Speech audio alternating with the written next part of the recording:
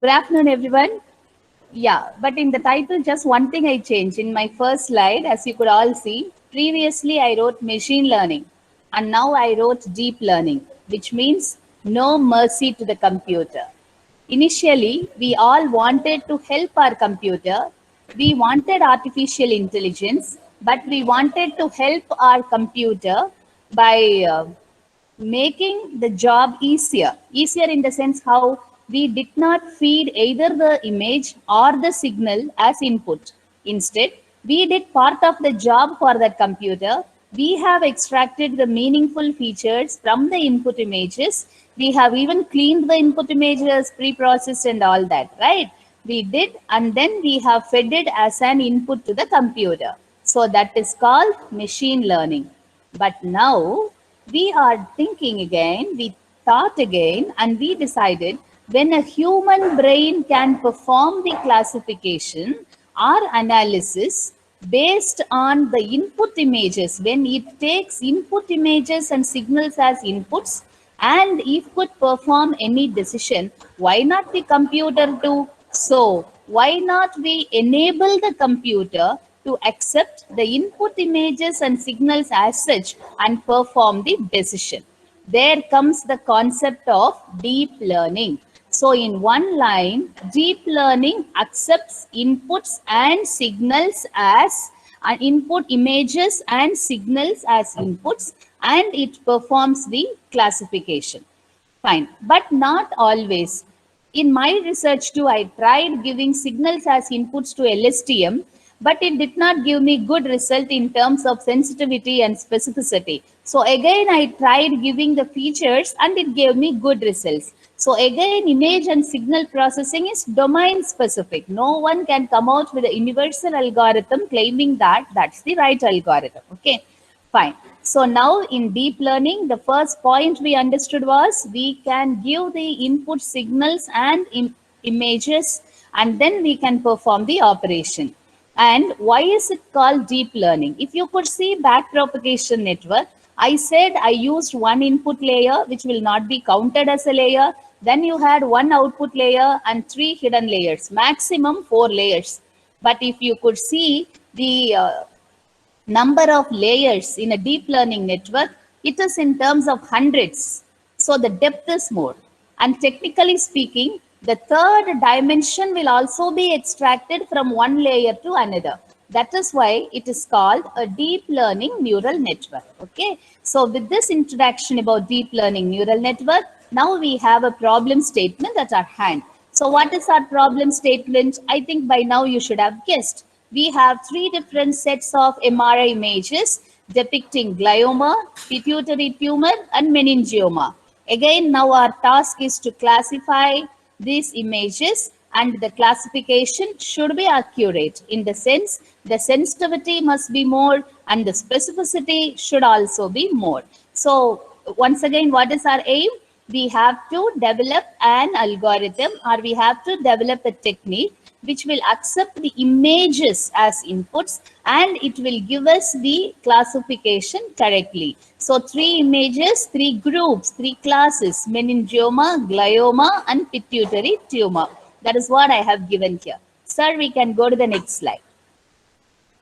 Yeah, so if you could see the block diagram, though we go to deep learning network, always that should be a benchmark for comparison, right? That is why here also initially we did machine learning.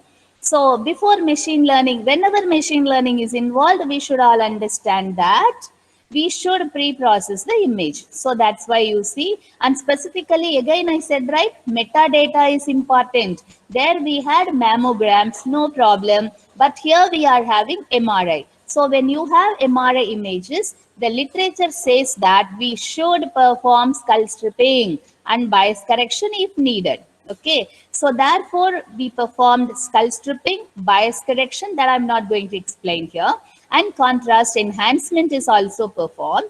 On the contrast enhanced image, features were extracted. So here there are 3 features, namely GLCM features, gray level co-occurrence matrix features. They are nothing but texture information. So Heraldic came out with texture features like energy, correlation, homogeneity. Those features will be identified. Then I said, right, always we should end up with wavelet, and even I ended with wavelet. Then we had two different a hybrid feature, like giving this and that, because GLCM is in spatial domain, wavelet is in spectral domain, which means that on the original image, as such, we converted it into gray level co-occurrence matrix. And on those, we have calculated the features. We didn't perform any transformation of the input image. But in wavelet transform, as we have seen in our previous session, we have converted this wavelet, we have converted this image into two. Like, you know, into four images, like row wise, column wise, again row wise, column wise, four images. So we have calculated the energy features because we should stop somewhere, right? So which one we should take? Four is there. Out of four, what we should take? Then we have combined these two. And then we have given it to RNN. Okay, let us see what they are later. And then we have, without doing anything, any further enhancement, with this bias correction alone, we can come to CNN. So these deep learning neural networks, if you see, it is of two types. One is for signals. So for signals as such, we have recurrent neural network, RNN, and we have LSTM, long short-term memory.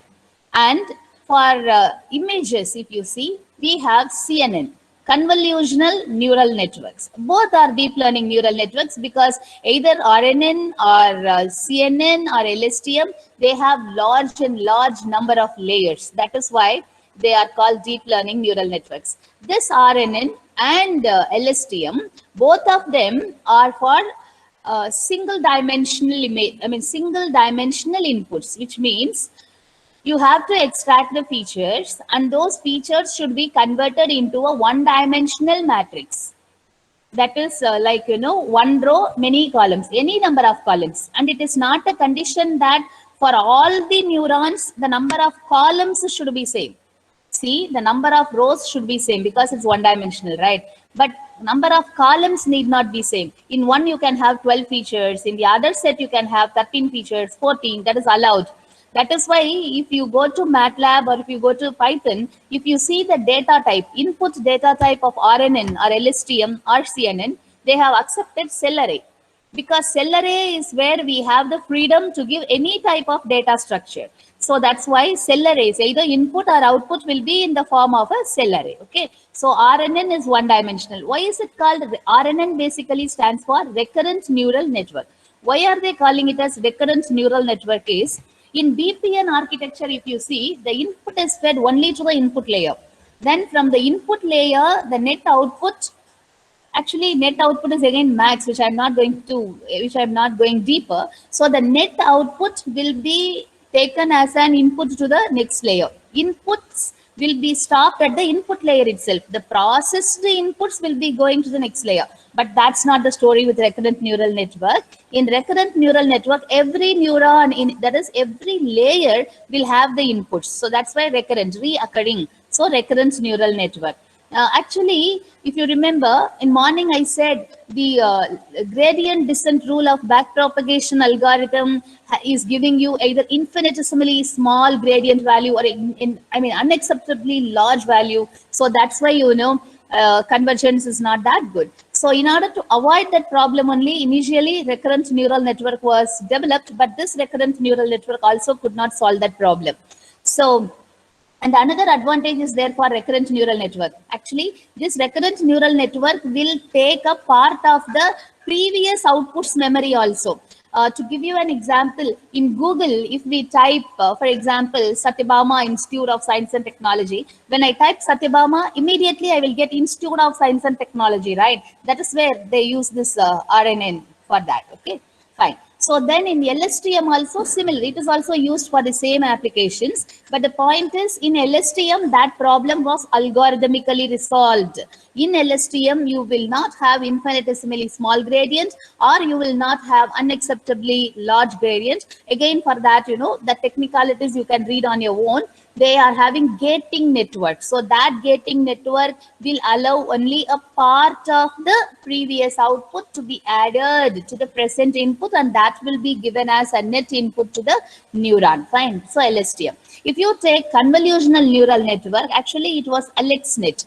So this guy came out with AlexNet. He previously worked in Google, and he came out with AlexNet, and he proved that his network is capable of performing classification of any images into any types. But later, Google wanted to challenge AlexNet, and then always, invention is difficult, innovation is easy. So AlexNet came out with Alex came out with AlexNet, but later Google challenged it, and it came out with a very famous GoogleNet. Again, these AlexNet and GoogleNet, they had large number of convolutional outputs. They used, 3x3 filters.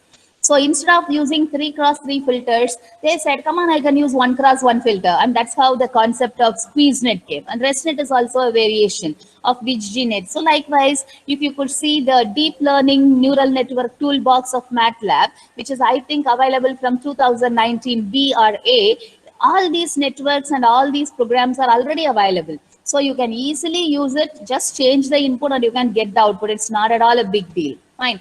So now convolutional neural network. So again, we should think of all the names in Max, why it is called convolutional neural network. Okay, they could have given you some other name, right? Because convolution is always a special operator in image processing.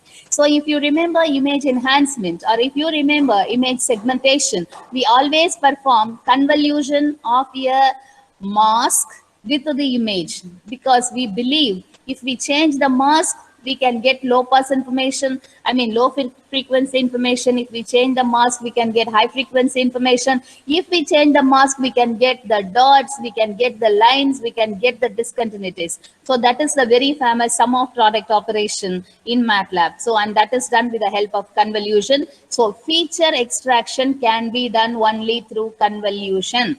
That is why these neural networks are called convolutional neural networks, because they are performing the convolution operation of a predefined mask on a portion of the image. Again, we all know that the mask can be of the size 3x3 or 5x5. So it will be slided over the other one, which is our image, and then we get the output features. Okay, so that's why it's called convolutional neural network. So the moral of the story is, we do not want to show mercy on the system. We wanted to feed the images and the signals as inputs. We wanted the machine itself to perform the convolution operator, extract the features, and then it should perform the classification. If we have a single dimensional signal, then we should go for recurrent neural network or LSTM.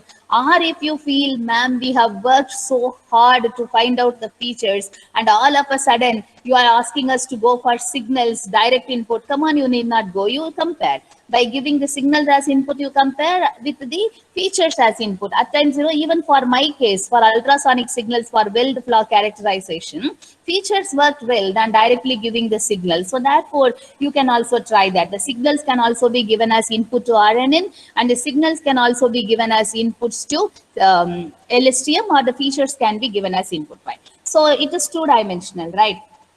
Two-dimensional means all these programs are already available in MATLAB. And one more thing, you can even design your own network. You can decide the number of convolutional layers, pooling layers, and then, softmax. So like that, you can define your own output layer and all that. And you can develop it using the deep network designer toolbox. Exactly, that's not a toolbox, that's an app which is available in the deep learning neural network, and you can use it. Fine, good. So now in this work, I'm going to show you how all these techniques performed well. As I always say, what is more important? Cleaning is more important. Enhancing the image is more important. So because first we are going for machine learning. So in machine learning, always it is pre-processing. If you want to do segmentation, actually without doing segmentation only, we did GLCM here. And that's our wish, okay? So contrast enhancement, here we have used histogram equalization, the adaptive histogram equalization. These are the well-proven technique. Then in this, I think you all know, right? CLAHE is also there. We can use it. Then morphological enhancement. Actually, so far the best operator which I have ever come across in image processing is morphological operator, which means dilation and erosion. But the problem is this dilation and erosion works well provided you find the structuring element well. That is, if you could give the correct structuring element, then these morphological operators will work well. So the real challenge is finding out the correct structuring element for these morphological operators. Once it is determined, fine, this is the best operator so far in image processing. So that's why people go for morphological enhancement, and then we have done it on single scale and multi-scale. Next slide, sir. Yeah, and for you to see subjectively. Actually, I had even the signal to noise ratio and all that, but as we have already discussed in the morning, I am not giving you the quantitative metrics. Okay, I am just giving you the qualitative, subjective analysis of all this. So, yeah, if you could see each method is giving you different sets of outputs. Fine. Next, sir. So, as I said, we have performed all these operations. I mean, pre-processing. What is our next step? We have to find out the features. So you see, we have extracted two sets of features like spatial domain. Spatial domain which means that on the image, to us image, to the computer, two-dimensional matrix, right? On the two-dimensional matrix, if you convert it into gray level co-occurrence matrix, and then if you find out all these values, correlation, energy, homogeneity, and entropy, according to Heraldic, these are the texture features. So we can get it. But again, always wavelet is better. So we used wavelet transform. And then here, 4 levels of decomposition were done because of that energy level. Again, wavelet is always a serious problem because, you know, this also you could try as a research work. But again, I do not know, but try it. So if somebody could say, ma'am, for my particular application, this particular wavelet, for example, SIMLET, COIFLET, this is the right wavelet, ma'am.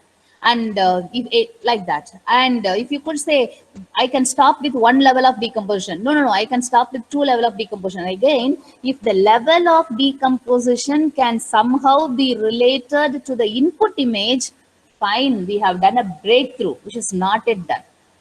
Okay, so what we do, heuristically we apply and then we do the levels of decomposition. Fine, there is an energy metric in order to say that energy is this much, so I'm stopping here. If I go below, energy decreases, so no information. Okay, fine. All those interpretations are super fine. But if somebody could come out with a relationship between the level of decomposition of a wavelet with the input image, if X is if f of m comma n is the input matrix, then madam, this is the level of decomposition using this particular wavelet. Wonderful. We have done a breakthrough. Okay, so that also we can do. And in the third case, I have combined both the spatial metric and the spectral, and then we try to find out whether it is good. Okay, so always, you know, testing should be done on separate images, training should be done, and validation should also be done. Then we have recurrent neural network, and in this recurrent neural network, we used these features. Yeah, next slide, sir. So this you can find in any image processing book. This is the formula which I have given to you. Next slide, sir. Yeah, so I said recurrent neural network, right? So here, that's the story about recurrent neural network. Actually, the story about deep learning. So as we all know, this deep learning, as I said earlier, deep learning means it accepts inputs as images and signals, and then it itself extracts the features, and it has a classification layer, and it performs the classification. It is divided into types. For single dimension, we have RNN and LSTM. For 2 dimension, we have CNN. So in this CNN, already many networks are predefined, and you know, they keep a challenge every year, and then they say which one is performing better. Okay, so likewise, only all these networks were accepted, and they have given us in books. Fine.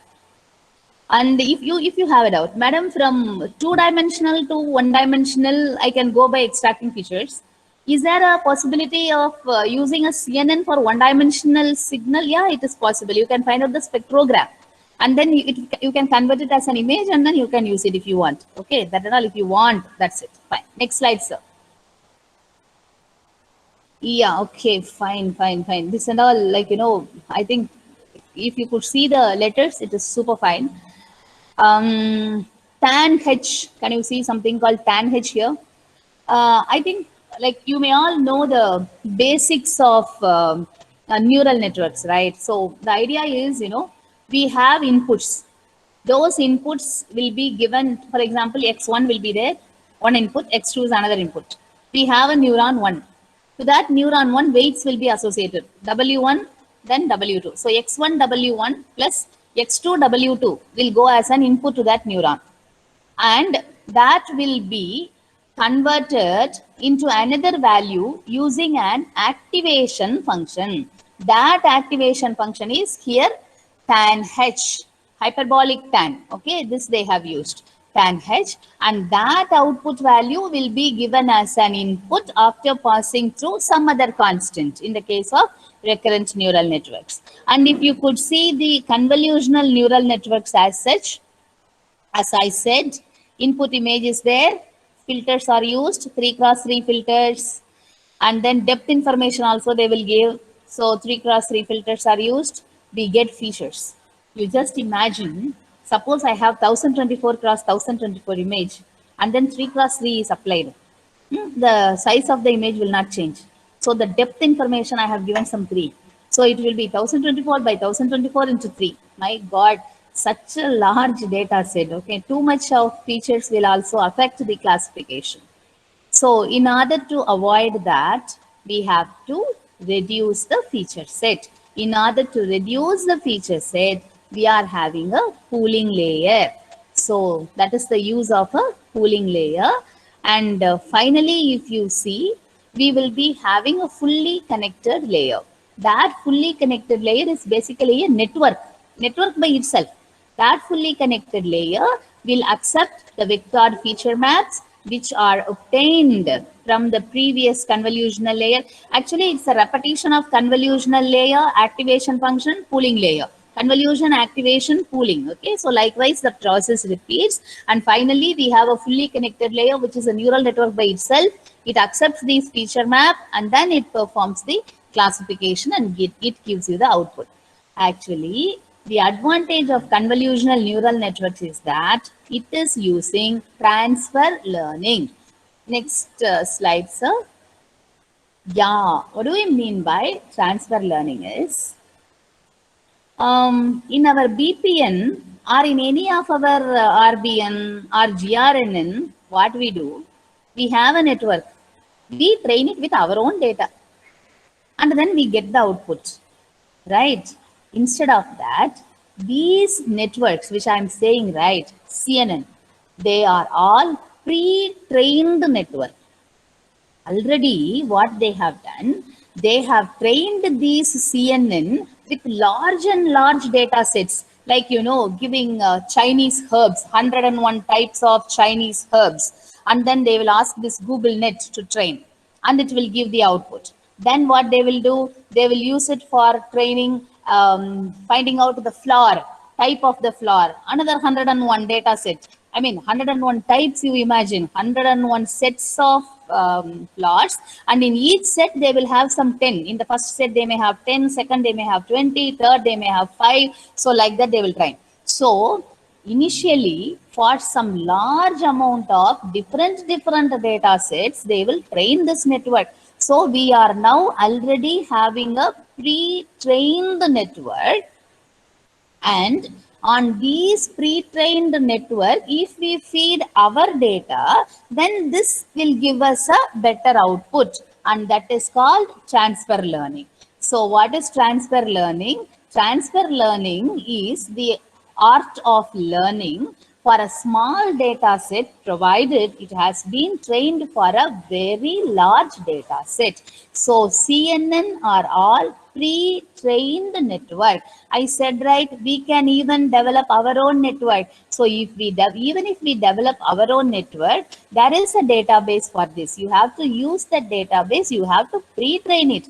After pre-training only, you can say, claim it is a CNN, because a CNN should be a pre-trained network. And here you check 152 layers. That's what I said, right? Deep learning neural networks, the number of layers are really high. Okay, fine. So this is the concept here. Transfer learning, pre-trained network, they accept inputs as images and signals. Next slide, sir. Yeah, so we have to measure a classification. So whenever we have to measure a classification, there are various performance metrics. But you know, the commonly accepted performance metrics are this: sensitivity, specificity, accuracy, and F score. So what do we mean by sensitivity? For example, and okay, yeah, it's used for binary classifier. Suppose if I want, morning we studied an example, right? Mammogram with lesion, mammogram without lesion. So what we should do? Normal mammograms, we can take it as our target. So whatever you take as your target, it becomes positive. Normal mammogram is positive. Then abnormal mammogram is negative now. So, how many normal mammogram called as normal mammogram? That is true positive. How many abnormal mammogram called as abnormal mammogram? True negative. How many normal mammogram wrongly called as abnormal? It is false negative. Like that, false positive. Okay, that's it. So that is why, okay, anyhow, the next slides are coming, you could understand it better. So sensitivity formula is true positive. Like how many normal were classified as normal? That is sensitivity. Specificity, how many abnormal was classified as abnormal? Again, it is my example. If you want, you can call abnormal as positive. If you are interested in saying, ma'am, I'm interested in having abnormal as positive, fine, it's okay. How many abnormal as abnormal is true positive. But we should explain what is true positive, true negative, and all that. Okay. And classification accuracy. Okay. If you want, you can go by this formula, or you can say number of correct classifications divided by total number of classifications. Like in computer architecture, we say hit ratio, right? So likewise, the same thing. And the F score. F score is another metric. So it is given 2 star TP divided by this all that. Okay, fine. Next slide, sir. Yeah. So in this you could see, right, those values are calculated. So try to understand this slide on your own. Now we are having two classifiers, RNN classifier, CNN classifier. Then we are having three features, GLCM feature, wavelet feature, hybrid feature. In CNN, we have used GoogleNet, SqueezeNet, ResNet, 50, because 50 layers are there. ResNet with 101 layers is also there. ResNet with 18 layers also there. But here everyone, including me, even I have not mastered this deep learning neural network. I am only using MATLAB and then and there learning. Actually, that's not right. So when you, because these are already developed, so before using it, or okay, fine. After using it, we should learn what they are.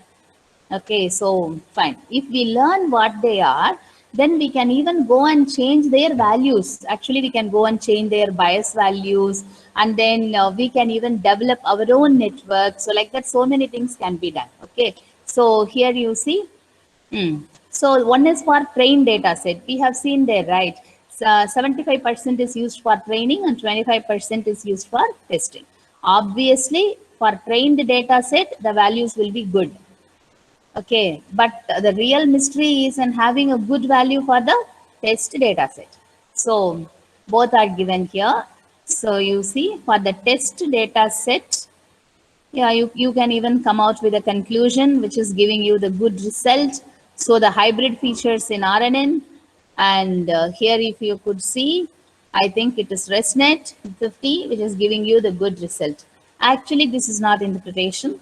If I could have studied this ResNet properly, and if I could have in-depth studied, like, you know, why hybrid features are giving the good results, and if I could explain, then that is a big deal. So that is what I want you all to do. Yeah, so try to understand the network you use before you, I mean, you use it, get the result, only then, you know, it will be an inspiration, or like we will be encouraged. Okay, when we learn something new, we are automatically encouraged, right? So first time when I used nearly, you know, 2 or 3 days, I have been trying with this LSTM, and then it's not working, it's not training. But finally, I have changed the input, then cell array, I understood it, learning, relearning, understood. And finally, when I got the output for LSTM, I was very happy because, like, you know, like among the people, okay, I got an output for LSTM. So likewise, once you get the output for one set of images or one set of signals in either LSTM or in CNN, obviously we will all be very happy. The idea is just change the input, you will get a different output, and then you can come out with any number of publications or you can complete your research or anything. Actually, deep learning neural network is not at all a big deal. The only thing is you have to learn it before using it or after using it. Fine. Thank you, sir. Next slide. Yeah, this is the graphical interpretation. So again, this is for the research work which we have done. Next slide, sir. Yeah. So yeah, whatever I said is given here. In terms of accuracy and all this, ResNet 50 is giving a better result for this set of images which we have considered, and RNN is giving the good results for that hybrid features for which we have considered. Right. Next, sir. Next should be the conclusion. Let us check it. Yeah. So here I have given, no, like it's a research work I said, right? So all the work has been concluded by my research scholar. And then she's saying that she has used machine learning, and then she has used RNN, CNN, and all this for feature extraction. And fine. Next slide, sir. Yeah, you see, I said to you, right, everything is easy. So I have given you a, idea so that you will be interested and you will go. It's not, see, I do in MATLAB, but all the industries are now working in Python. So if you want to be industry related, if you want to be like publish papers related to that, fine, you can skip to Python programming. I have not yet learned Python programming. So that's why I'm using this MATLAB programming. Okay. So you see the very famous 3 lines, close all, clear all, CLC. After that, we have to give the output features. So try to understand that what I have written. Ones of 15, 1. It means that 15 times I will get 1. And I have put semicolon, which means next row it will go. Then 2, 19 times. Then 3, 13 times. 15, 4, 15 times. 5, 12 times. What is the meaning? I'm giving an output. Okay. So in that output, if you see, 1 is occurring 15 times. 2 is occurring 19 times. 13 is occurring these many times. So what is the moral? I am having, or I am going to perform a classification where I have 5 classes. First class I have mentioned as 1. Second I have mentioned as 2. Third class is 3. Fourth is 4 and 5 is 5. And in my first class I am having 15 values. Whereas in the second class I am having 19 values. In the third class I am having 13 values. Fourth one I am having 15. Then in fifth class, I am having 12. But remember, how many I have used? Only 5. But these LSTM, this is RNN actually. This RNN can classify nearly 101 classes. Like this, you can have 101 classes. That is possible. Then next, I have given the input. A is equal to XLS. In an Excel sheet, I have stored the values. Actually, this is not for medical image processing. This input. It is for weld flaw classification. So I have stored the features. Okay, and then which means 74 signals I have taken. That's why I wrote feature 74. And so now I am declaring the outputs as T1, and then the input is A dash. And I'm transposing the matrix. That is the need of the day for MATLAB for this particular program. Now I said, right, part of it should be split for training. Part of it should be split for testing. So for training, what I did, here I am using 50%, 50%, training, testing. So in this, if you see, I started from 1, then the step size is 2, which means I am taking the first value, third value. All the odd numbered sequences are taken for training. Then the second row, fourth row, sixth row, eighth row is taken for testing.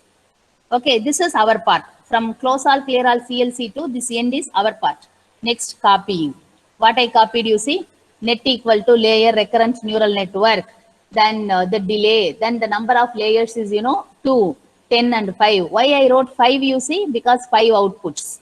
Okay. And then this and all copied. Prepare the recurrent neural network. Actually, what it will do is, they call it as timestamp in recurrent neural network. Basically, from our input and output, it will create 1 row extra.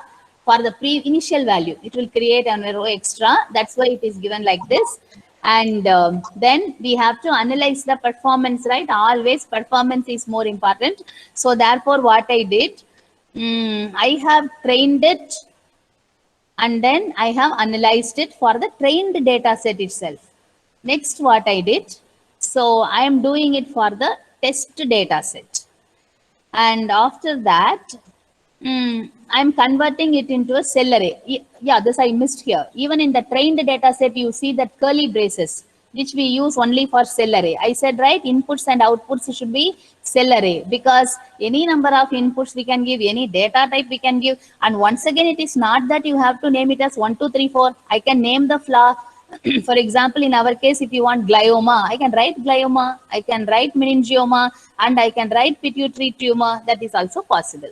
Okay, but in normal MATLAB, if you see glioma, if you create an array using, A of 1 is glioma within single quotes, then meningioma, A of 2 is meningioma, immediately MATLAB will flash an error message saying that the number of variables, the number of characters should be same, like that. But in cell array, it is not the case. That is why these people started using cell arrays everywhere, okay?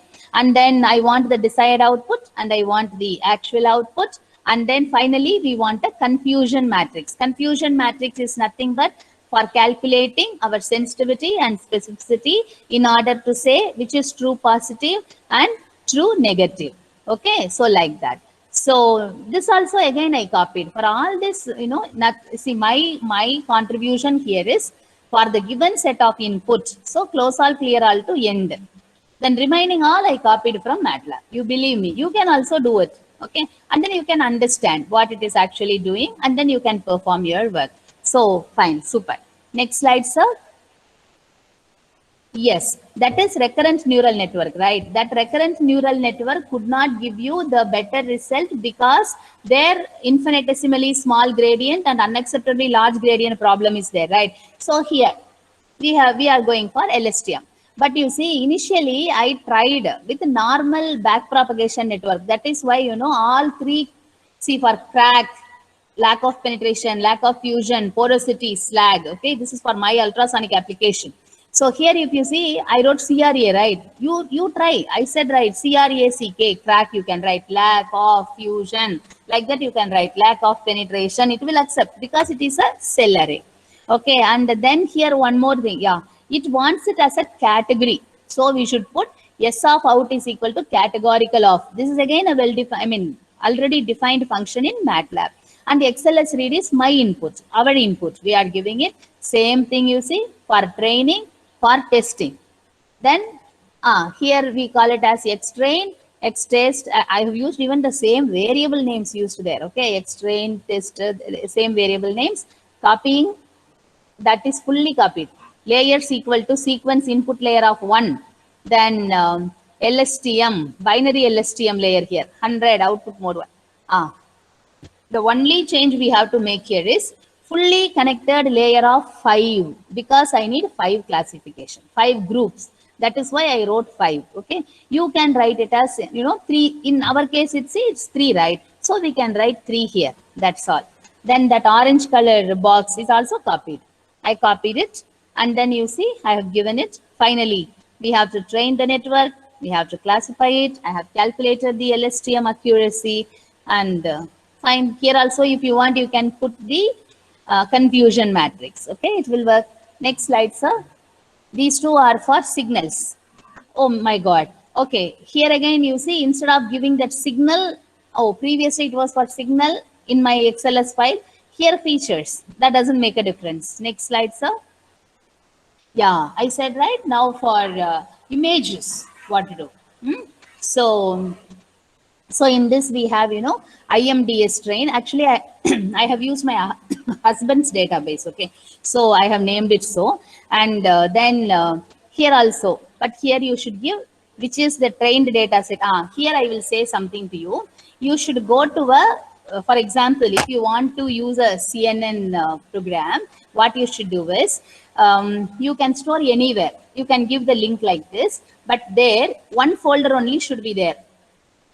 Okay, called train. So here I wrote site train, right? One folder should be there. Inside that folder, you should go and have 3 folders: glioma, meningioma, and then pituitary.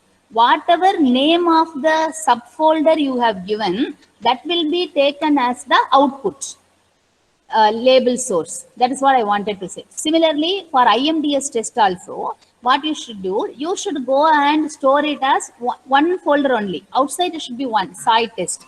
Inside that you can have glioma, one folder. In that one folder you can have 10 images. In meningioma folder you can have 5 images. In the other one you can have 6 images. That's all. Only this much you have to do.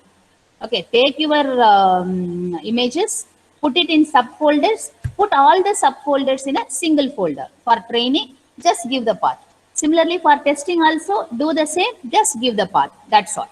Next, sir. Yeah, this again you see copying. Whatever is there, I have got it. Again here, you could see layer is equal to pool 10, right? So what I did here was, rather than asking the SqueezeNet to perform the classification, why can't we can perform the classification like that, I thought, and I have extracted the features from the pooling layer, 10 pooling layer. That's the name of that pooling layer. If you see that network, you can understand that. And then you see activation functions, and finally labels. You see this label is nothing but I have never specified the label here. By default, MATLAB will take the subfolder name as the label. And then I have used a fitness function. We have predicted the value and we have calculated it, and I have given you the confusion matrix. Okay, this is for my husband's work, I said, right? He tried classifying it as cancer or fibroadenoma or normal from the thermogram images. Okay, fine. That's all. So I thought I can give you a feel about the MATLAB program. So thank you all. Any questions you have, or participants? Give thank you, ma'am. It's super. a wonderful session. And participants, if you have any queries, you can ask. And Professor will give you the details of collaborative works and research work, and which he's doing, and already completed works, everything. And sir, Prabhu.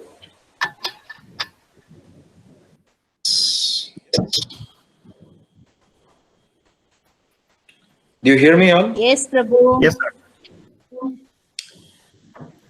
Okay. So it was nice, Nandita madam, for giving us an elaborate or more technical information on the image processing in medical field. I may not probably deal as much as narrowed down deep drill as Nandita madam, but I can give you an overview of medical image processing and who am I and what we are doing here and things like that. And if there is any interested people who to take networking, from there we move forward. So can I present Narendran? Can you stop presenting? Yes, sir. Yes, sir. Yes. My slides. Yes, sir. Yeah. We can. 1 minute.